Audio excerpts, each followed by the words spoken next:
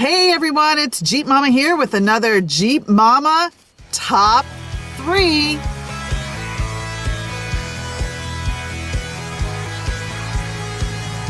In the past, I've always wanted my friends and family to go wheeling with me on my off-roading trips.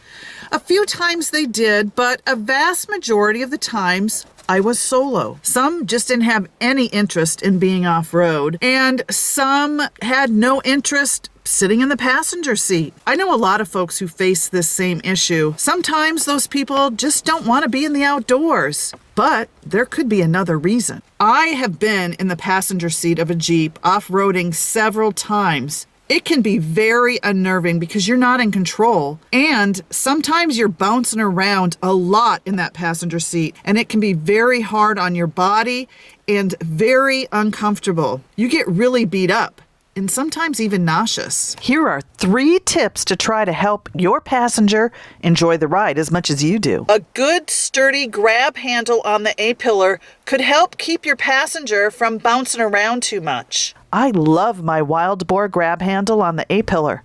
I also have grab handles on the roll bar. These are EK Sports and they come in a variety of colors. Tip number 2, when I'm the passenger and it looks like the trail ahead is going to get a little sketchy, I will get out and walk. It's not like the vehicle is going fast, so you can keep up. It's great exercise.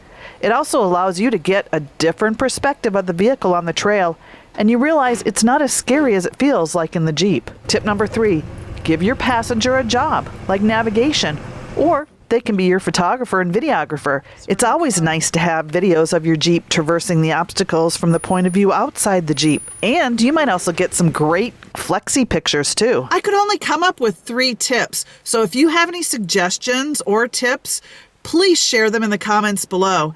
And if you haven't already subscribed to my channel, please hit that red subscribe button because you know what? I'm on the road to 10K.